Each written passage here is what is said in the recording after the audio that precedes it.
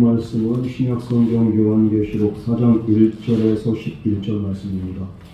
요한계시록 4장 1절부터 11절 말씀입니다. 한 절 한 절씩 교독으로 공부하도록 하겠습니다. 요한계시록 4장 1절에서 11절 말씀입니다. 이일 후에 내가 보니 하늘에 열린 문이 있는데 내가 들은 바 처음에 내게 말하던 나팔 소리 같은 그 음성이 이르되 이리로 올라오라. 이후에 마땅히 일어날 일들을 내가 내게 보이리라 하시더라. 내가 곧 성령에 감동되었더니 보라, 하늘의 보좌를 베풀었고 그 보좌 위에 앉으신 이가 있는데 앉으신 이의 모양이 벽과 홍보석 같고 또 무지개가 있어 보좌에 둘렀는데 그 모양이 녹보석 같더라. 또 보좌에 둘러 24보좌들이 있고 그 보좌들 위에 24장군이 흰 옷을 입고 머리에 불만을 쓰고 앉았더라. 보좌로부터 번개와 음성과 고래소리가 나고 보좌 앞에 현 등불 7이 있으니 이는 하나님의 7병이라.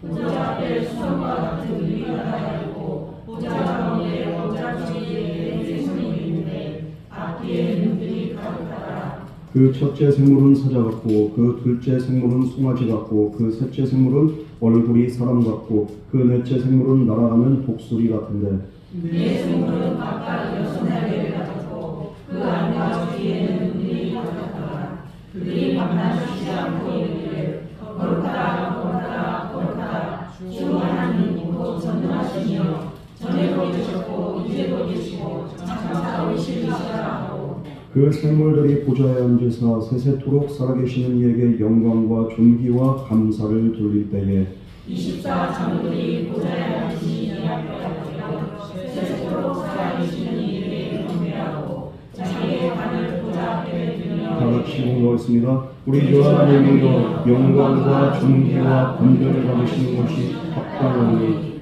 주께서 만물을 지으신지라 만물이 주의 뜻대로 있었고 또 지으심을 받았나이다 하더라. 아멘. 오늘 특송이지요. 특송이 먼저 이렇게 기회를 허락하시며 감사드립니다. 오늘 말씀도 그저 지나간 말씀이 아니라 우리의 심령에 온전히 박히고 온전히 새겨지는 그런 살아있는 하나님의 말씀 되게 하여 주시옵소서. 이 말씀에 순종할 때 우리의 삶에 온전히 날마다 하늘문이 열려진 역사가 날마다 있게 하여 주시옵소서. 이 모든 말씀 거룩하신 예수님 이름으로 기도드렸습니다. 아멘. 오늘부터 이제 요한계시록 4장으로 이제 넘어갑니다. 오늘 4장 말씀은 이제 사도 요한이 하늘의 열린 문을 통해서 무엇을 바라봅니까? 하나님의 보좌 앞에서 일어난 모든 놀라운 그 상황들을 그가 그 장면들, 예배의 내용들을 그가 보게 됩니다. 요한은 오늘 본문을 통해서 우리가 바라봐야 될 것이 무엇입니까? 세상의 것들이 아니라 진정한 예배 모델인 하늘의 예배, 하늘 문이 그 열리는 것을 우리가 이렇게 바라보고 그러면서 하늘에서 드려진 예배를 통해서 우리의 삶에도 어떤 예배를 드리면서 이 땅에서 살아가야 되는지를 우리에게 보여주고 있습니다. 오늘 본문은 우리에게 이렇게 말씀합니다. 하늘을 바라봐라. 그리고 또 예배하라. 이 두 가지가 포인트예요. 그래서 오늘 말씀을 통해서 우리가 하늘의 예배 장면을 바라보면서 죄송합니다. 이 땅에서 우리가 어떤 그 모습으로 어떤 자세로 우리가 하나님을 예배하면서 살아가야 될지 우리가 함께 오늘 말씀을 통해서 나눠보려고 합니다. 먼저 1절 말씀 우리 다 같이 봉독하겠습니다. 시작. 이후에 내가 하늘의 열린 문이 있는데 내가 들은 바 처음에 내게 말하던 나팔 소리 같은 그 음성이 이르되 이리로 올라오라. 이후에 마땅히 일어날 일들을 내가 내게 보이리라 하시더라. 요한계시록 1장에서 3장까지가 어떻게 보면 이렇게 전체적인 일단락이 끝난 거예요. 시즌 1이 끝났어요. 이제 시즌 2가 이제 4장부터인데요. 예, 오늘 사도 요한은 먼저 하늘을 바라봤다는 거예요. 하늘을 바라봐. 요한이 지금 어떤 상황입니까? 지금 교회가 완전히 풍비박산이 나고 성도들은 뿔뿔이 흩어지고 본인도 지금 이제 반모섬으로 끌려와서 그 90세가 넘는 이 노구를 끌고서 지금 어떻게 합니까? 또 강제 노역을 하고 있어요. 지금. 그러면서도 지금 소망이 없어서 지금 정말로 힘든 상황에서 완전히 고난의 밑바닥을 그렇게 박히는 그런 상황에서 그가 바라본 것이 무엇이냐, 바로 하늘을 바라봤다는 겁니다. 아멘. 여러분, 우리가 분명한 것은 뭡니까? 하늘은 닫혀있지 않다는 거예요. 우리 환경은 막힌 것 같고 사방으로 우겨 쌓인 당한 것 같고 우리의 삶이 정말로 녹록치가 않고 희망이 없어 보여도 우리가 하늘을 바라볼 때 하늘은 우리를 향해서 열려있는 줄 믿으시기 바랍니다. 이 열린 그 하늘문이 정말로 어떤 문이냐, 바로 천국의 문이었고 그리고 영광의 문이었고 영원한 예배로 들어가는 문이었던 것입니다. 아멘. 이 하늘의 열린 문을 통해서 하나님은 천상의 비밀을 요한에게 계시로 보여주신 거예요. 여러분, 그래서 우리가 어떨 때 그렇게 하늘문이 열리느냐, 바로 예배할 때 우리는 예배를 통해서 하늘을 바라보는 거예요. 예배가 무엇이냐, 이 땅에 고정되어 있던 우리 시선을 하늘로 옮기는 거예요. 그게 바로 예배의 본질인 줄 믿으시기 바랍니다. 그래서 문제가 아닌 누구를 바라보느냐가 바로 예배의 그렇게 중심인데, 예배 시간에 우리가 딴 생각하는 건 주님 안 바라보는 거예요. 하늘문을 안 바라보는 거예요. 예배에 온전히 집중하는 자들은, 정말로 영과 진리의 예배를 집중하면서 하나님께 올려드린 자들은 문제를 바라보는 게 아니라 누구를 바라봅니까? 하나님 바라봅니다. 여러분, 그렇게 할 때 우리가 상황이 아닌 보좌에 계신 하나님을 바라보고 그리고 그분께 온전한 경배를 올려드릴 때 이것이 참된 우리의 삶의 예배가 되고 성경에서 말씀하시는 영과 진리의 예배가 되는 줄 믿으시기 바랍니다. 요한복음 4장 24절 말씀에 하나님은 영이시니 예배한 자가 영과 진리로 예배할지니라 이렇게 말씀했습니다. 영과 진리의 예배는 하늘을 바라보는 거예요. 이 요한계시록도 언제 이렇게 그가 계시를 본 겁니다. 이 반모섬에서 그가 정말 힘들고 지칠 때, 그런데 주님의 날에 예배를 드리는 중에 하늘문이 열려서 그것을 통해서 본 계시가 바로 요한계시록이에요. 여러분, 그러므로 우리는 모든 상황이 막혀있는 것 같아도 하늘은 언제나 우리를 향해서 열려있다는 그 사실 우리가 항상 기억하며 주님께 예배하는 참된 예배자 되기를 주님의 이름으로 축복합니다. 그래서 예배하는 사람들은 날마다 하늘 바라보는 자들이지 이 땅의 것들을 바라보는 자들이 아니에요. 여러분, 그러므로 우리는 날마다 하늘문이 열려있는 그 사실을 우리가 기억하면서 어디를 바라봐야 돼? 저 높은 곳을 향해서 우리가 날마다 나간 이 찬송의 고백과 같이 우리는 날마다 요한처럼 하늘을 바라보며 승리할 수 있는 저와 여러분 되기를 주님의 이름으로 축복합니다. 그런데 아무리 하늘문이 열려있다 할지라도 죄 많은 저와 여러분들이 그곳에 들어갈 수가 없어요. 그럼 어떻게 들어갈 수 있는가? 바로 하나님의 음성이 들려야 됩니다. 초청의 음성이 들려야 됩니다. 오늘 1절 말씀 보면은 이 하늘문이 열렸는데 여기에 나팔소리 같은 그 음성이 이르되 이리로 올라오라. 하나님께서 큰 음성으로, 위험 있는 음성으로 그를 초청을 하십니다. 여러분, 그렇게 할 때, 이 초청이 있을 때 요한은 열린 하늘 문으로 그가 올라가서 그 문으로 들어가게 된 줄 믿습니다. 이 문을 통해서 하나님의 임재로 하나님이 계신 보좌 앞으로 그가 나가게 됐다는 겁니다. 여러분, 그러므로 예배는 바로 무엇입니까? 하나님의 초청이에요. 우리가 그냥 오는 게 아니라 하나님의 초청에 응하는 것. 그래서 예배 자리로 우리가 나오게 되는 겁니다. 여러분, 예배는 그러므로 내가 인간이 시작한 게 아니에요. 무엇입니까? 하나님께서 먼저 부르시고 그리고 열린 문을 통해서 우리가 들어가는 거예요. 그게 바로 예배인 줄 믿으시기 바랍니다. 이리로 오라. 오늘도 주님께서 말씀하신 겁니다.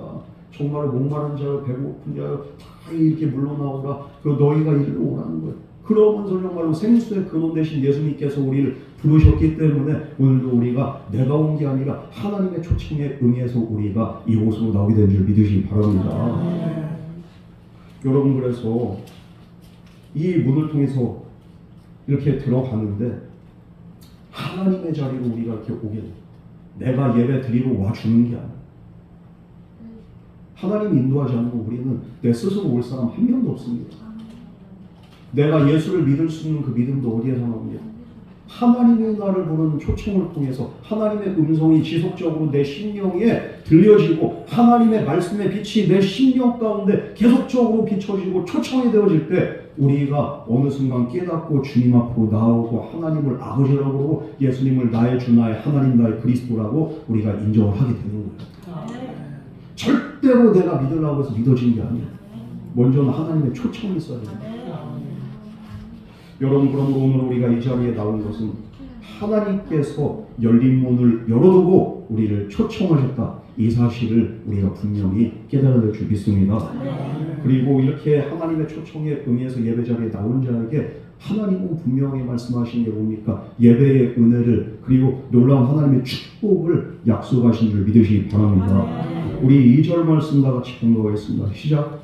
내가 곧 성령에 감동되더니 보라 하늘의 보좌를 베풀었고 그 보좌 위에 앉으신 자가 있는데. 요한이 성령에 감동받았다고 했습니다. 여기서 성령에서 감동받으니까 이제 그의 영안이 팍 열리는 거예요. 이게 3장까지는 음성을 들었습니다. 그런데 이제는 천상의 예배의 모습을 이렇게 그냥 그가 그냥 이렇게 영계의 모습을 보게 됩니다. 깜짝 놀라는 거예요.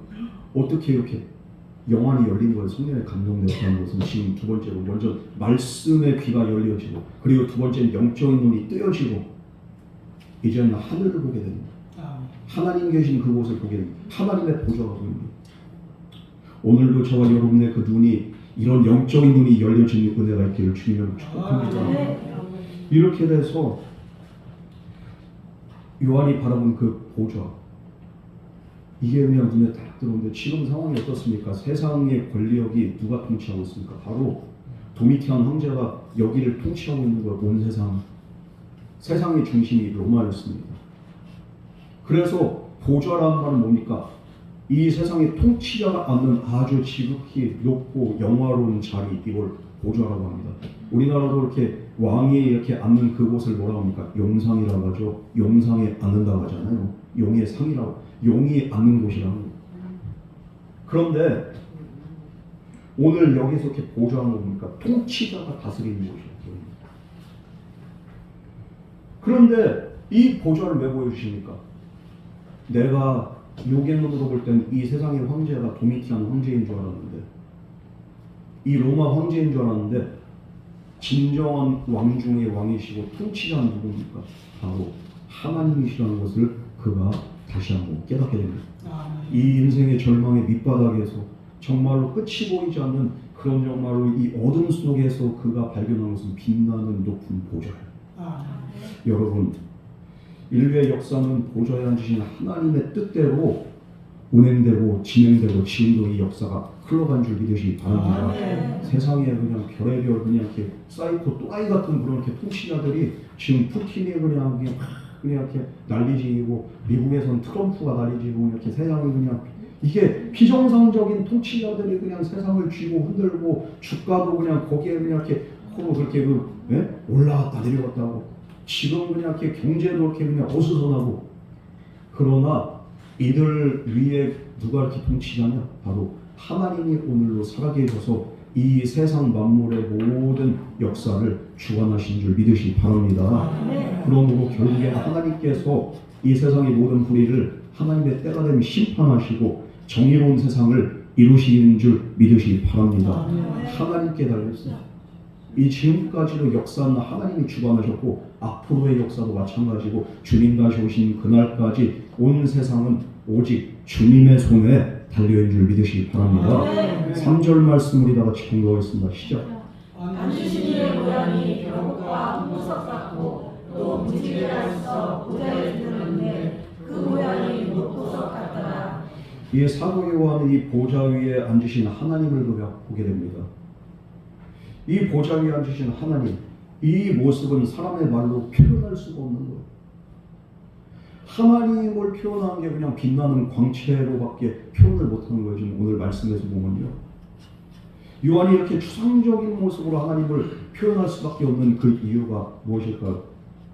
오늘날 아무리 과학이 발달한다 할지라도 카메라로 우리가 그 보는 세상을 온전히 담을 수 있습니까? 없어요. 그냥 아이폰이 됐든 그냥 이렇게 갤럭시가 됐든 S가 됐든 뭐가 됐든 간에 그냥 그 배율 그렇게 광 렌즈를 해가지고 해도 이게 안 담기는 거예요. 표현이 안 되는 거예요. 표현이 한계가 있어요. 마찬가지로 우리의 하나님의 그 모습을 인간의 언어로 표현한 데는 한계가 있을까요? 없을까요? 한계가 있는 거예요. 이게 표현이 안 돼.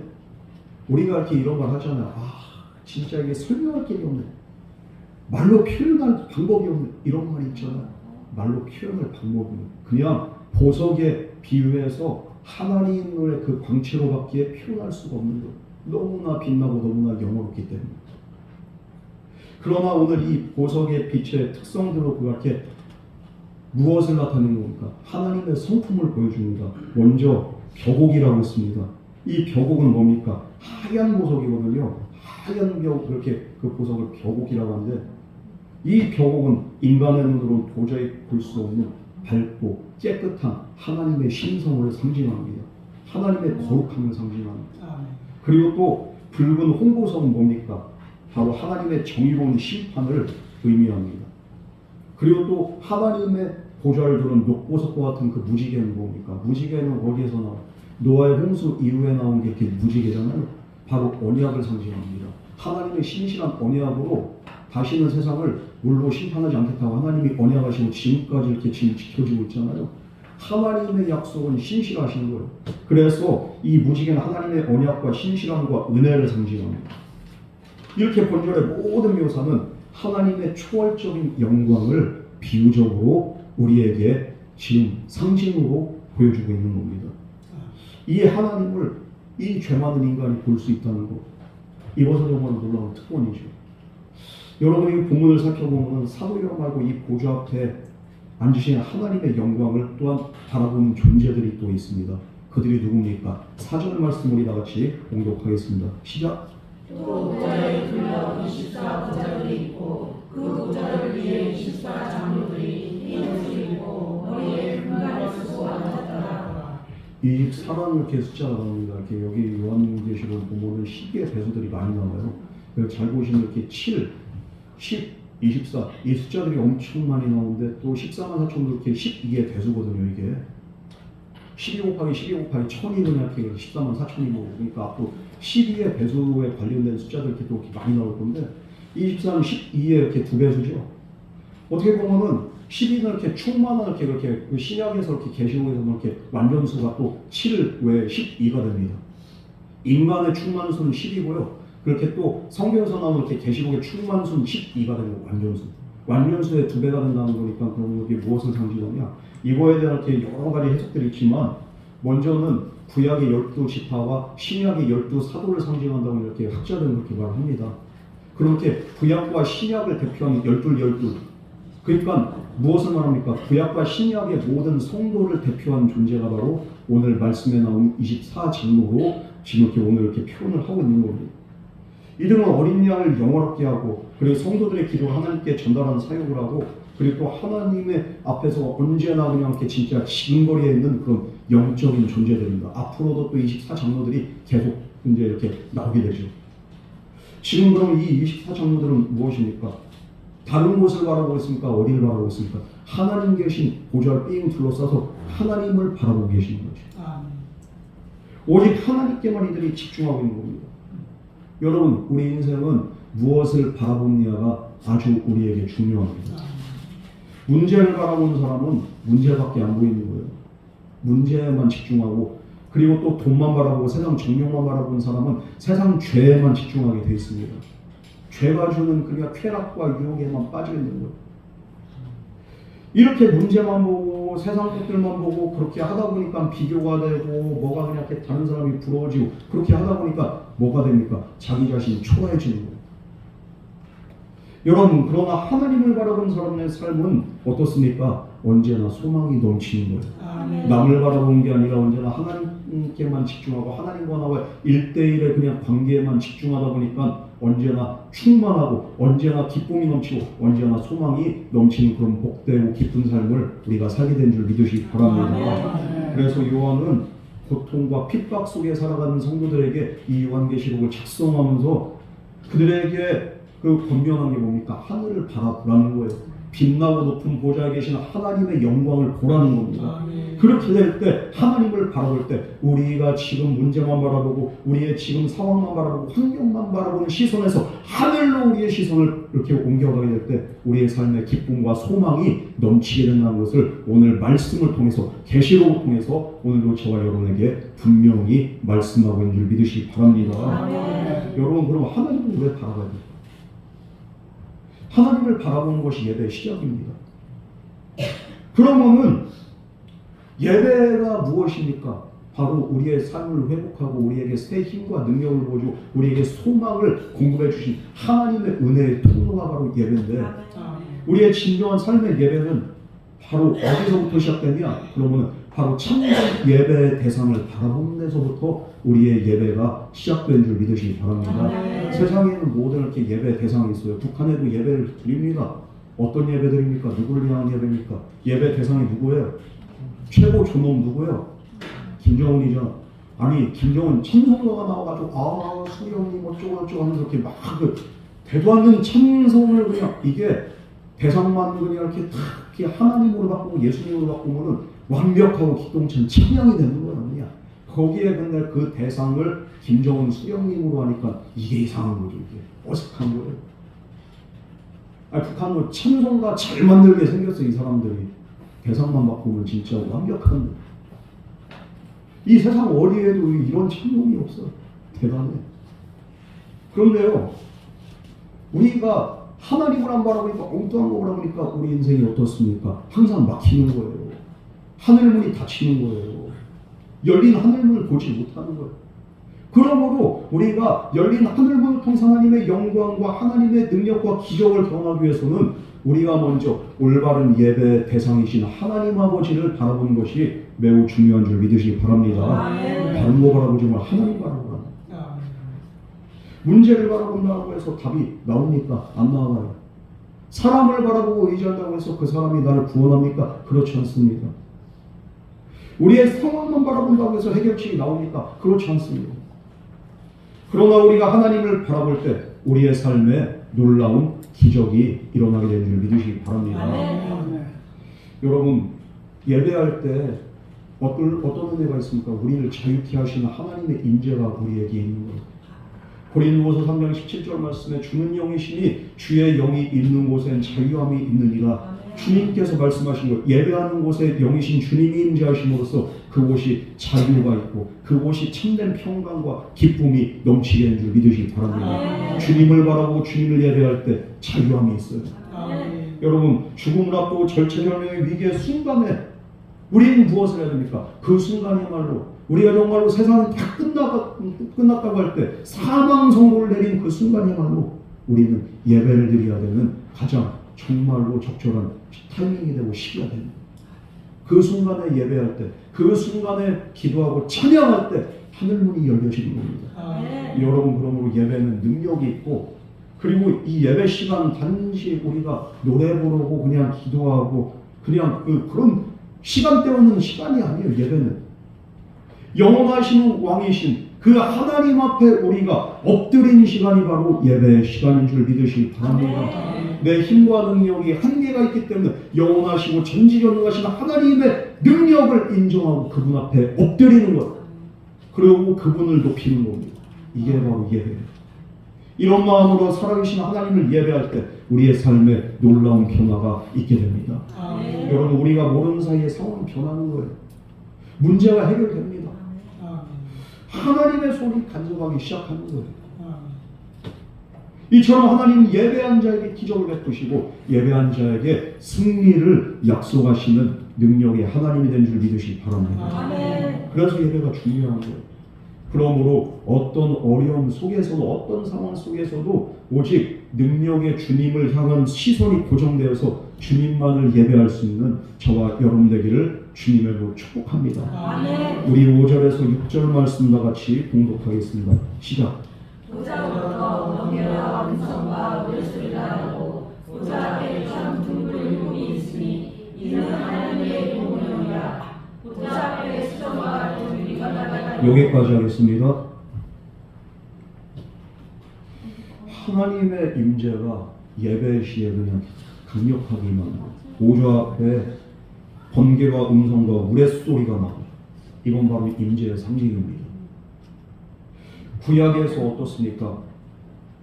이스라엘 백성들에게 하나님이 그렇게 딱 임재하실 때 번개와 우레소리로 그냥 그렇게 임재하시는 거예요. 그리고 천둥 번개를 동반한 큰 호령소리, 쩌렁쩌렁 울리는 많은 물소리 같은 그 음성으로 하나님 임재할 때 온 백성들이 두려움에 벌벌벌 떱니다. 하나님의 임재는 가볍지가 않아요. 능력과 권능과 영광 안에서 정말로 경외함을 저절로 불러일으킨 하나님의 임재가 언제 일어납니까? 천지가 진동한 하나님의 임재는 바로 예배를 통해서, 하나님은 오늘 이 시간도 우리가 온전한 삶의 예배로 주님 앞에 나온 저와 여러분에게 이 놀라운 임재로 능력과 권위로 우리에게 함께 하신 줄 믿으시기 바랍니다. 아멘. 능력의 하나님입니다. 또한 보좌 앞에 일곱 등불, 일곱 영이라고 하죠. 바로 일곱 영은 일곱은 완전한, 그러니까 하나님을 의지하는 거니까, 그 의미하니까 일곱 영은 성령을 말합니다. 성령이 임재하는 거예요. 우리가 예배할 때 주님의 성령이 이곳에 가득하게 넘치도록 운행한 줄 믿으시기 바랍니다. 아멘. 성령 충만이라는 것도 어디에서 나오느냐? 하나님 온전히 내가 인정하고 그분께 온전히 내가 최고의 예배와 경배와 찬양을 올려드리는 자에게 하나님이 성령의 충만함으로 성령의 기름을 부으시고 성령의 권능을 우리에게 덧입혀 주신 줄 믿으시기 바랍니다. 아멘. 예배드리면서 딴 생각하고 딴짓거리하는 사람에게 성령의 권능이 덧입혀지지가 않는 거예요. 주의 영은 어떤 자에게 참된 예배로 주님 앞에 오늘 이 시간도 나온 자에게 하나님은 그렇게 예배한 자를 찾으시는 겁니다. 그리고 그런 자에게 성령으로 그리고 또 권능으로 임하신 줄 믿으시기 바랍니다. 그리고 예배할 때 보좌 앞에 뭐가 펼쳐지니까 수정과 같은 그 유리바다가 이렇게 쫙 펼쳐지는데, 이게 그냥 이렇게 진짜 유리로 된 그 바다라고 이렇게 또 보는 견해가 있어요. 모든 것이 맑고 투명할 정도로 이렇게 진짜 이렇게 유리바다가 보좌 앞에 쫙 펼쳐지는. 오늘 우리가 이렇게 예배할 때 이런 그냥 이렇게 유리바다가 쫙 펼쳐지면서 하나님의 영광과 하나님의 은혜가 하늘문이 열리면서 이 자리에 모인 저와 여러분에게 이것이 그냥 이렇게 넘치도록 부어진 은혜가 있게 된 줄 믿으시기 바랍니다. 하나님의 임재 앞에는 유리바다가 펼쳐졌다는 겁니까? 투명하잖아요. 우리의 죄와 위선이 감춰질 수 있다 없다? 없어. 예배 앞에 하나님의 임재 앞에 모든 것들이 다 일어나게 돼 있어. 이 예배 앞에 누가 이렇게 제대로 된 예배를 드리냐, 누가 딴짓거리 하냐, 누가 헛생각을 하느냐, 세상적인 생각 가운데서 그냥 형식적인 예배를 드리냐, 하나님 앞에 다 드러나는 거예요. 여러분, 그러므로 예배는 자기 자신을 비춰보는 거울과 같습니다. 이게 가짜 예배자인지 참된 예배자인지 예배 자리 앞에서 오늘도 하나님 앞에 판가름이 나는 거예요. 여러분, 그러므로 예배를 우습게 보지 마세요. 예배를 그냥 단순하게 그냥 내가 나가는 거지 이렇게 생각하는 사람한테 이 그냥 투명하고 모든 것을 꿰뚫어보는 하나님의 그냥 이렇게 눈동자 앞에 모든 것들이 다 나오게 돼 있어요. 참된 예배로 하나님께 영광 돌리지 않는 자, 하나님의 구원과 하나님의 은혜가 그 사람에게 있을 수가 없습니다. 오직 예배를 통해서 우리가 죄사함 받고 은혜 받고 구원 받고 하늘문이 열리는 은혜가 있게 되는 줄 믿으시기 바랍니다. 아멘. 우리 6절 이렇게 나머지부터 8절까지 다시 한번 공부하겠습니다. 시작.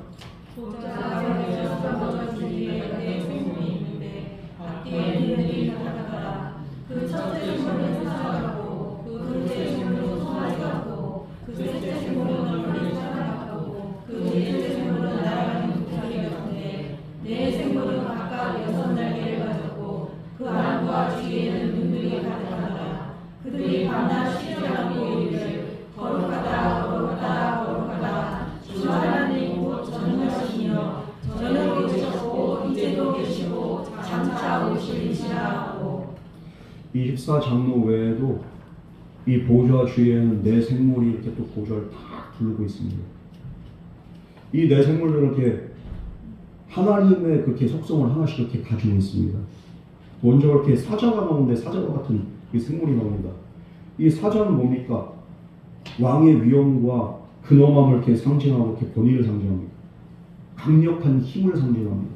이게 바로 하나님의 왕권과 하나님의 강력하심을 그렇게 상징하는 거죠.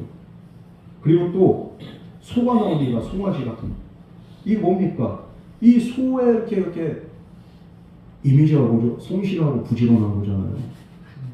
마찬가지로 신실하신 하나님의 속성을 나타내고, 하나님은 쉬지 않으시고, 하나님은 멈추지 않으시고, 하나님은 변하지 않으시고, 하나님은 오늘도 성실하게 우리의 삶 가운데 역사하시는 그 하나님, 그 하나님의 속성을 또 나타냅니다. 또 다른 그렇게 사람의 이렇게 형상 뭡니까? 사람이 만물을 다스리는 존재죠. 지혜가 있습니다. 사람에게는 이렇게 능력이 있습니다. 만물 중에서 어떻게 보면은 제일 강력한 존재는 아니지만, 그러나 사람의 지혜로 만물을 다스리고 있고, 오늘도 만물을 지배하고 있는, 마찬가지로 지혜의 근원 되시는 하나님, 그래서 천지 만물을 다스리시는 하나님, 이런 하나님의 속성을 이 생물이 이렇게 나타내고 있는 거죠. 또 독수리가 나옵니다. 독수리는 어떻게 합니까? 날아가죠. 그러면서 이렇게 위에서 그냥 멀리 내다보고, 하나님의 통찰력과 하나님의 초월적인 신성을 상징한 게 그게 바로 독수리. 여러분, 이 네 생물들이 진짜 이렇게 하나님의 신성을 하나씩 이렇게 나눠 가졌는데, 그런데 또 이들이 각각 6개의 날개를 가졌다는 거예요. 이사야에서도 나오지만, 이렇게 진짜 이사야가 처음에 그냥 그 하나님 봤을 때 날개 6 그냥 이렇게 천사들 그 그룹들이 그냥 확 나오잖아요. 그러면서 그냥 그렇게 성전을 이렇게 왔다 갔다 하면서, 그러면서 그냥 이렇게 그 천사들 그 그룹들이 나오는데, 이걸 이렇게 여기에 근거해서 보면 그룹이나 아니면 이렇게 또 그 하늘에 이렇게 영적인 이렇게 스랍이라는 이렇게 존재라고 이렇게 우리가 이렇게 생각을 할 수 있지만, 그런데 이 스랍과 그룹들하고 이렇게 좀 차이가 나죠. 뭡니까? 하나님을 최측근에서 보좌하는 그런 이렇게 생물입니다. 그러니까 일반 스랍과 그룹의 그냥 이렇게 그런 이렇게 천사들이 아니라 뭡니까? 그들 중에서도 하나님의 최측근에서 더 중요한 천상의 사역을 감당한 자들, 이게 바로 내 생물들의 역할이라는 거예요. 이들은 여러 개의 눈을 갖고 있습니다. 이들이 가진 눈들은 무엇입니까? 모든 것을 보고 아시는 하나님의 전지전능하심을 상징하고 있는 거예요. 여러분, 그래서 이들이 보좌 옆에서 빙 둘러앉아 있는데, 이들이 그냥 둘러서 그냥 이렇게 가만히 서 있으니까, 아니면 이들이 무엇을 합니까? 그냥 서 있는 게 아니라 이들도 하나님을 찬양합니다. 밤낮 없이 그냥 서 있는 게 아니라 밤낮 없이 찬양을 하더라. 오늘 말씀은 그렇게 말씀하고 있습니다. 밤낮 쉬지 않고 내 생물들이 했던 게 바로 찬양이었던, 이것이 이들에게 가장 중요한 사역이었던 것입니다. 여러분, 이것을 통해서 우리가 알 수 있는 건 뭡니까? 하늘에서는 예배가 중단이 된다는 거다. 밤낮 쉬지 않고 영원토록 이 예배가 끊임없이 하나님을 찬양하는 예배가 하나님께로 온전히 올려진다는 거예요. 이 네 생물은 그럼 무엇입니까? 지구상의 모든 생명체를 대표하는 존재들이에요. 어떤 건 소 같고, 어떤 건 이렇게 독수리 같고, 어떤 건 사람 같고, 이 모든 것, 그 모든 생명체를 대표해서 이 네 생물들이 하나님의 보좌를 둘러싸고서 하나님을 예배하고 있는데, 이 말은 무엇이냐? 모든 만물의 존재의 목적이 그럼 무엇이냐? 하나님을 예배하고 찬양하는 것이 바로 만물의 존재의 목적임을 오늘 말씀 이 네 생물을 통해서 우리에게 분명하게 보여주고 있는 줄 믿으시기 바랍니다. 아멘. 여러분, 그럼 이렇게 왜 모든 만물은 하나님을 찬양을 해야 되느냐? 이사야서 43장 21절 말씀에 이의 백성은 내가 나를 위하여 지어나니 나를 찬송하게 하려 함이니라. 아멘. 하나님께서 그렇게 말씀하셨습니다. 하고, 왜 만물이 하나님을 찬송해? 하나님의 존재 자체가 찬양과 예배를 받으시기에 합당한 이유가 되기 때문인 줄 믿으시기 바랍니다. 하나님은 거룩하시며 전능하시며 과거에도 계시고 지금도 계시고 장차 오실 창조의 하나님, 전능의 하나님, 영원하신 하나님, 그 하나님이 이런 영광의 하나님이시기 때문에 우리가 하나님을 찬양하는 것은 당연한 것이고, 이것이 성도된 자들의 마땅한 의무가 되는 줄 믿으시기 바랍니다. 다른 헛된 신들을 예배하는 것이 아니라 오직 유일하시고 영원하시고 천지전능하신 하나님, 이분을 예배하는 것이 우리의 삶의 가장 옳은 일이고 가장 큰 일이 된 줄 믿으시기 바랍니다. 그래서 천성의 존재들은 어떻게 합니까? 24시간 영원토록 밤이 오나지고 쉼없이 하나님을 예배하고 찬양했다, 이 말이에요. 이들이 그럼 이렇게 감정적으로 예배했습니까? 아유, 힘드니까 이제 찬양 그만둬야지, 아유, 기분 안 좋으니까 찬양하지 말아야지, 이들이 그랬습니까? 아니면 그냥 이렇게 감정이 어떻든 상황이 어떻든 이들은 계속 찬양합니까? 이들은 그냥 계속 찬양하는 거예요. 상황과 형편에 따라서 예배하고 안 하고가 아니라 이들의 의무는 그냥 영원토록 하나님을 찬양하는 것이 이들의 의무였습니다. 여러분, 예배는 우리의 감정의 상태에 따라서 그냥 이렇게 결정되는 게 아니에요. 그냥 기분 나쁘면 이렇게 교회 안 나오고 그냥 이렇게 내가 그냥 이렇게 또 피곤하면 교회 안 나오고 예배 안 드리고, 내가 구원받고 내가 하나님의 자녀로 부름받고 하나님의 백성으로 부름받은 이후부터는 상황이 어떻든지 간에 환경이 어떻든지 간에 내 마음이 어떻든지 간에 우리는 무조건적으로 나에게 구원을 베푸신 하나님을 찬양하는 것이 마땅한 의무가 된 줄 믿으시기 바랍니다. 아멘. 하나님은 거룩하신 우리의 영원한 왕이 되십니다. 이 사실을 믿는다면 우리가 예배를 안 드려야 될 이유가 없습니다. 모든 상황 속에서 하늘에서 드려진 예배처럼 이 땅에서도 끊임없이 하나님을 예배해야 되는 사명을 감당해야 되는 것이 바로 저와 여러분의 의무고 우리의 정말로 참된 그 삶의 목적이 된 줄 믿으시기 바랍니다. 우리 9절에서 10절 말씀 다 같이 공부하겠습니다. 시작.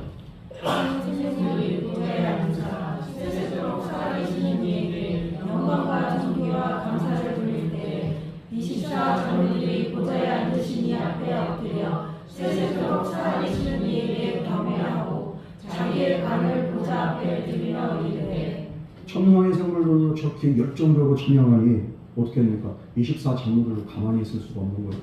열정적으로 그냥 세세토록 살아계신 이에게 영광과 존귀와 감사를 올려드리는 것을 이것을 이렇게 보는 24 장로들도 함께 이 찬양의 대열에 그냥 동참을 하는 겁니다.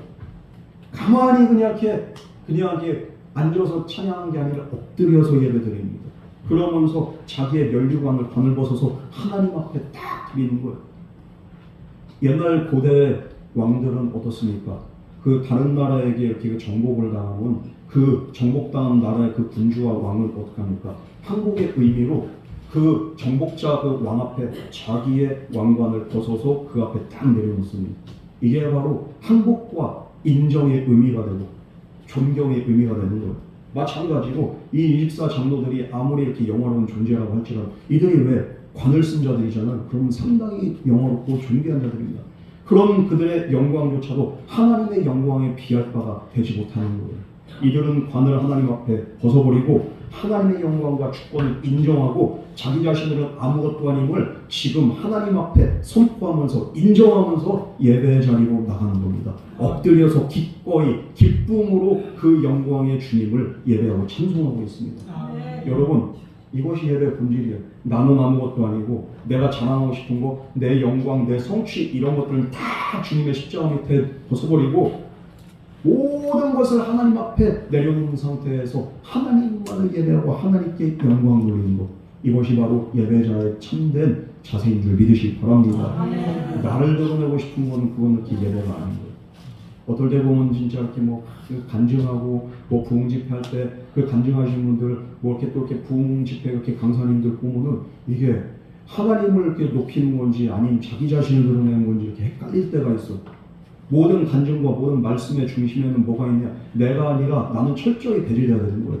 나를 통해서 역사하신 하나님만을 드러내는 게 그게 바로 간증이고 그게 바로 말씀, 설교인 줄 믿으시기 바랍니다.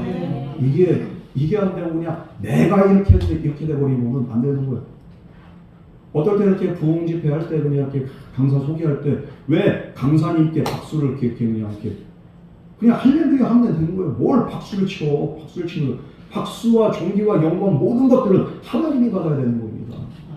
근데 이 시대의 마지막 엘리야니 이 시대에 뭐가 어쩌고 그냥 사설이 너무 길어. 이미 거기서부터 그냥 이렇게 예배가 변질되는 거예요. 오늘 보세요.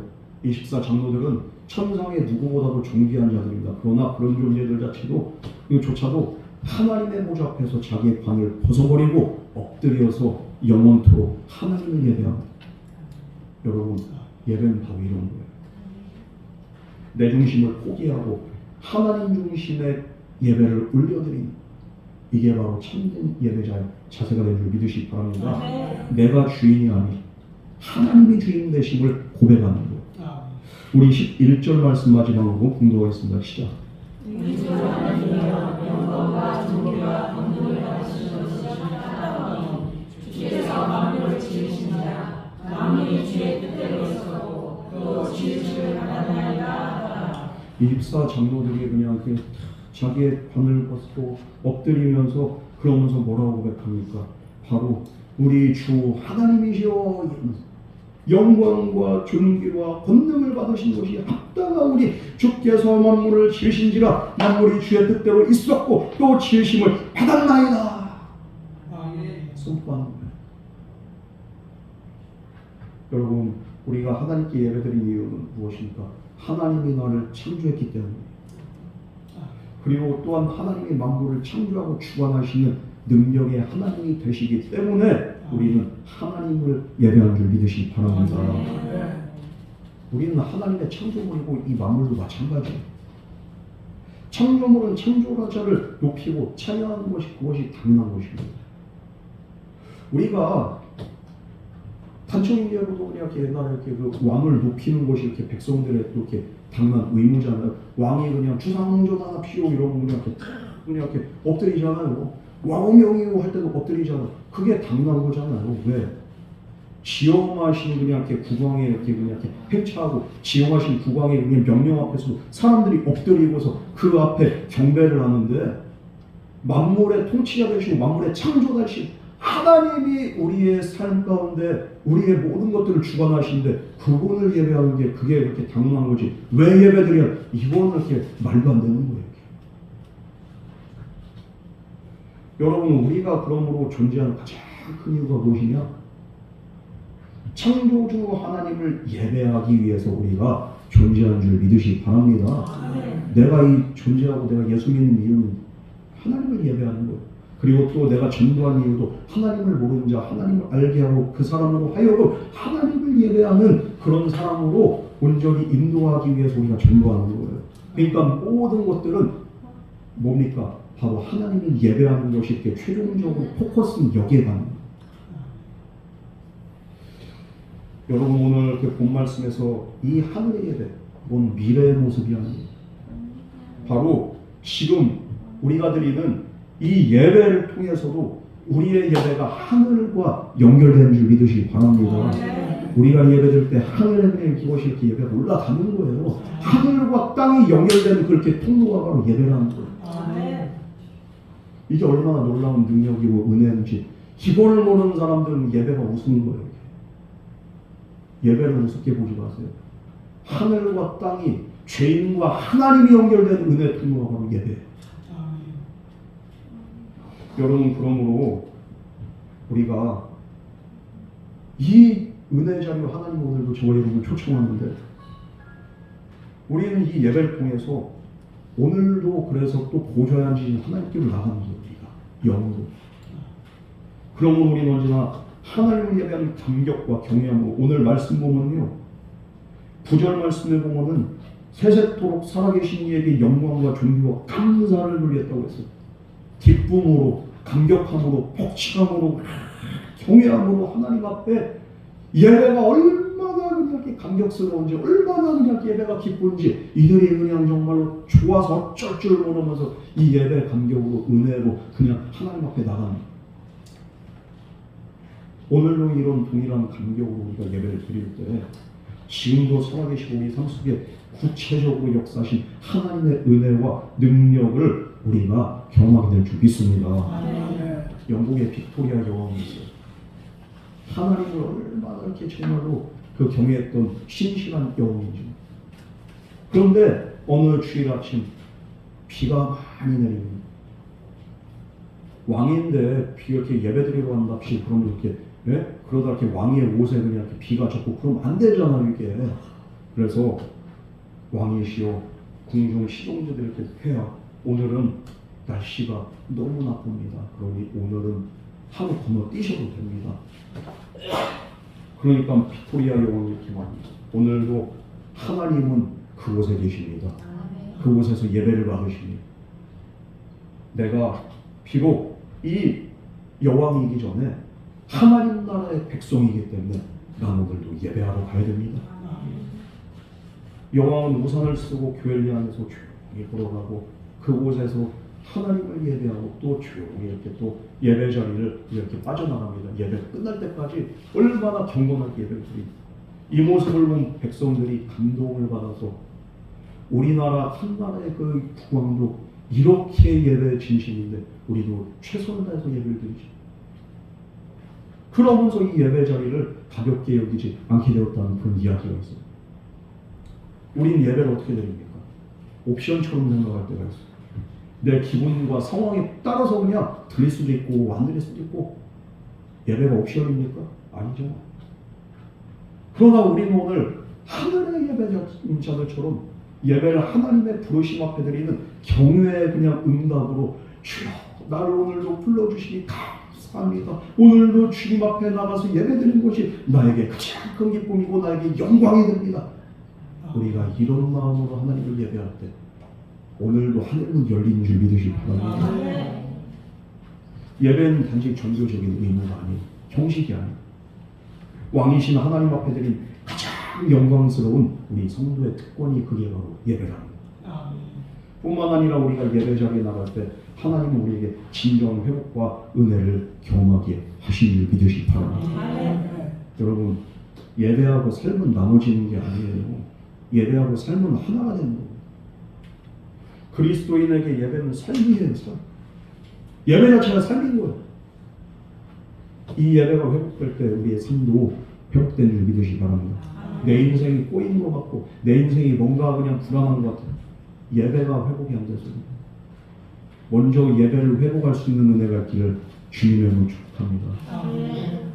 우리가 아무리 절체절명의 위기에 놓였다 할지라도 하나님을 진정으로 예배하고 정말 하나님을 높이는 자에게 하나님은 그 자의 삶을 다스리시고 주관하시고 인도하시고 모든 상황들을 주관하십니다. 왜냐하면 하나님을 예배하고 하나님께 영광 돌린 자를 하나님은 절대로 외면하지 않으십니다. 그렇기 때문에 우리가 절망 가운데서도 예배를 통해서 하나님께로 나갈 때 우리는 소망이 있고 우리는 희망을 노래할 수 있는 거예요. 슬픔 가운데서도 절망 가운데서 기쁨을 발견하는 그런 참된 정말로 그 비결은 무엇입니까? 바로 예배입니다. 영과 진리의 예배를 통해서 하나님이 영이신 하나님이 정말 우리 안에 임재하게 될 때 그곳에 자유함이 넘치기 때문에 우리는 항상 기쁜 거예요. 여러분 이게 바로 예배의 의미입니다. 저도 목회를 하고 이렇게 이게 살다 보면 이렇게 여러 번 저런 분 이렇게 희노애락을 겪잖아요. 이렇게 목사라고 해서 항상 뭐 은혜가 충만합니까? 그건 사람이 아니지. 목사도 사람이고 연약하고 하나 인간입니다. 어떨 때는 이렇게 진짜 이게 낙심할 때도 있고, 어떨 때는 이렇게 또 대받는 소리가 이렇게 들려올 때, 세상의 소리가 들려올 때, 그 힘 빠지고 코 빠질 때가 있는 거예요. 그때마다 코 빠지고 있을 때, 힘 빠지고 있을 때, 그 낙심하고 있을 때 내면에 들려오는 소리가 뭡니까? 야, 송 목사, 너희 석중이 나를 예배하고 가르치는 그것이 너의 능력이고 그것이 너의 힘이 된다. 하나님을 예배한 것이 우리의 능력이고 우리에게 참된 이 은혜의 통로가 됩니다. 여러분, 바라기는 우리 인생이 아무리 힘들고 외롭다 할지라도 하나님의 보좌가 있는 저 하늘 열린 하늘문을 우리가 날마다 바라보면서 날마다 하나님을 예배할 수 있는 저와 여러분 되기를 주님은 축복합니다. 우리의 삶이 유한처럼 이렇게 정말 이렇게 고난의 밑바닥을 기고 있는 건 아니잖아요. 내 인생이 정말로 완전히 끝난 것 같이 그렇게까지 정말 이렇게 막장은 아니잖아요. 요한에게도 하늘문이 열렸는데 오늘 저와 여러분에게도 동일하게 하늘문은 열려 있습니다. 여러분, 그 열린 하늘문을 통해서 우리가 하나님의 은혜의 보좌 앞으로 나갈 수 있는 예배를 통해서 우리가 정말 그 놀라운 은혜를 경험할 수 있는 저와 여러분 되기를 주님으로 축복합니다. 찬송가에서 열린 천국문 내가 들어가 세상 짐을 내려놓고 빛나 연료한 바다 쓰고서 주와 함께 길이 살리 주님과 함께 영원히 살 수 있는 비결은 바로 열린 천국문을 들어가서 하나님을 예배하는 그 은혜의 삶이 바로 주님과 영원히 동행하는 그런 복된 은혜의 삶이 된 줄 믿으시기 바랍니다. 오늘 하나님 바라보고 예배하는 자에게 주님은 반드시 놀라운 은혜를 베풀어 주십니다. 이 요한에게 은혜를 베풀어 주시고 놀라운 계시를 보여주신 하나님의 은혜, 오늘도 저와 여러분에게도 놀라운 것을 보게 하시고 영의 세계가 열리는 은혜가 있게 될 줄 믿습니다. 우리 이 시간 같이 기도하겠습니다. 사랑과 은혜의 하나님 아버지, 지난날 우리가 참된 예배로 주님 앞에 나가지 못하였고 우리가 상황 따라서, 환경 따라서, 기분 따라서, 날씨 따라서 우리가 예배드렸던 우리의 지난날 아버지 어리석고 연약하고 부족하고 이기적인 모습들 주여 용서하여 주시옵소서. 어떠한 상황과 환경 속에서도 내 마음이 정말 무너지는 것 같은 그런 순간 속에서도 하나님을 예배하는 참된 삶의 예배로 주님께 영광 먼저 올려드리며 주님의 놀라운 역사를 경험할 수 있는 그런 믿음의 주인공들 다 되게 하여 주시옵소서. 오늘도 우리에게 하늘문 열어주시고 그 열린 하늘문 통해서 우리가 영의 세계로 들어갈 수 있는 놀라운 영적인 축복 우리에게 허락하여 주시옵소서. 이 모든 말씀으로 하신 예수님 이름으로 기도드렸습니다. 아멘.